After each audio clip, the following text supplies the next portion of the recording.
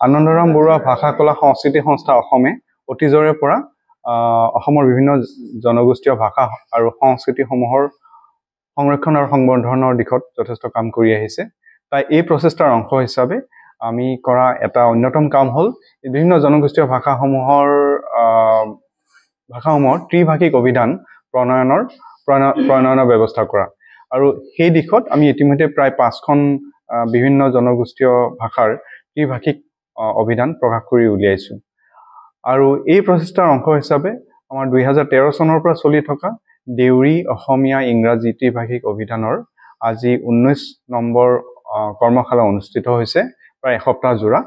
আৰু এইখন আমি আশা কৰিছো এইখন আমাৰ একেবাৰে অন্তিমখন কৰ্মশালা। ইয়াৰ যোগেৰে আমি দেউৰী জনগোষ্ঠীৰ প্ৰায় 10,000 শব্দ সন্নিবিষ্ট এখন অভিধান প্ৰণয়ন কৰিবলৈ আগবাঢ়িছো। এই অভিধানখন দুটা ৰূপত প্ৰকাশ পাব। প্ৰথম হ'ল এই প্ৰিণ্ট ৰূপত যিটো প্ৰকাশ পাব কিতাপ আকাৰে, আৰু 2 নম্বৰতে এখন অনলাইন অভিধান হিচাপে ইয়াক প্ৰস্তুত কৰাৰ পৰিকল্পনা কৰা হৈছে। আৰু সেই উদ্দেশ্যে এই যি প্ৰায় 10,000 দেউৰী শব্দ, এই শব্দ প্ৰত্যেকটো শব্দই আমি বাণীবদ্ধ কৰিছো তেওঁলোকৰ সহযোগত।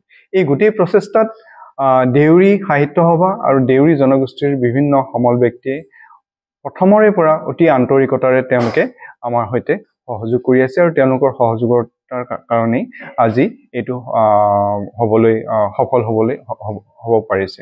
ইয়াৰ লগতে এই ক্ষেত্ৰত আমাৰ অনুষ্ঠানৰ সঞ্চালক প্ৰফেসৰ সুদেষ্ণা ভট্টাচাৰ্য বাইদেউ, তেখেতে আমাক এই ক্ষেত্ৰত সকলো ধৰণৰ সহায় সহযোগিতা আগবঢ়াইছে। আনন্দৰাম বৰুৱা ভাষা কলা সংস্কৃতি সংস্থা অসমে অতীজৰে পৰা অসমৰ বিভিন্ন জনগোষ্ঠীয় ভাষা আৰু সংস্কৃতিসমূহৰ সংৰক্ষণ আৰু সংবৰ্ধনৰ দিশত যথেষ্ট কাম কৰি আহিছে।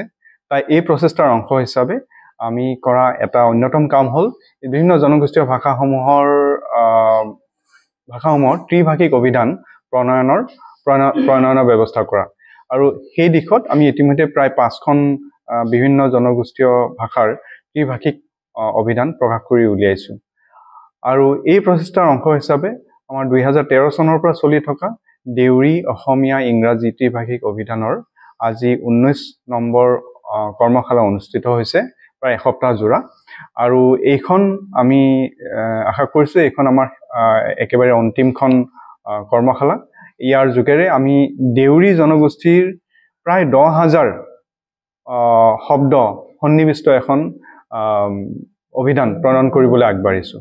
এই অভিধানখন দুটা ৰূপত প্ৰকাশ পাব। প্ৰথম হ'ল এই প্ৰিণ্ট ৰূপত যিটো প্ৰকাশ পাব কিতাপ আকাৰে, আৰু 2 নম্বৰতে এখন অনলাইন অভিধান হিচাপে ইয়াক প্ৰস্তুত কৰাৰ পৰিকল্পনা কৰা হৈছে। আৰু সেই উদ্দেশ্যে এই যি প্ৰায় 10,000 দেউৰী শব্দ, এই শব্দ প্ৰত্যেকটো শব্দই আমি বাণীবদ্ধ কৰিছো তেওঁলোকৰ সহযোগত। এই গোটেই প্ৰচেষ্টাত দেউৰী সাহিত্য সভা আৰু দেউৰী জনগোষ্ঠীৰ বিভিন্ন সমল ব্যক্তিয়ে প্ৰথমৰে পৰা অতি আন্তৰিকতাৰে তেওঁলোকে আমাৰ সৈতে সহযোগ কৰি আছে, আৰু তেওঁলোকৰ সহযোগিতাৰ কাৰণেই আজি এইটো সফল হ'ব পাৰিছে। ইয়াৰ লগতে এই ক্ষেত্ৰত আমাৰ অনুষ্ঠানৰ সঞ্চালক প্ৰফেসৰ সুদেষ্ণা ভট্টাচাৰ্য বাইদেউ, তেখেতে আমাক এই ক্ষেত্ৰত সকলো ধৰণৰ সহায় সহযোগিতা আগবঢ়াইছে। ঘৰত আনন্দ আৰু সম্পৰ্কৰ চমক বজাই ৰাখিবলৈ জৰুৰী হৈছে সকলো আনন্দময় মুহূৰ্তত মৰমৰ উপহাৰ দিয়াটো। সেইবাবে মধুশ্ৰী জুৱেলাৰ্ছে আনিছে সকলো ৰঙীন ক্ষণৰ বাবে বিশেষ গহনা। হীৰাৰে হওক, সোণৰে হওক বা ৰূপৰে হওক, শ্ৰেষ্ঠ ডিজাইনছ আৰু হলমাৰ্কযুক্ত গহনাই ৰাখে সম্পৰ্কক নিখুঁত।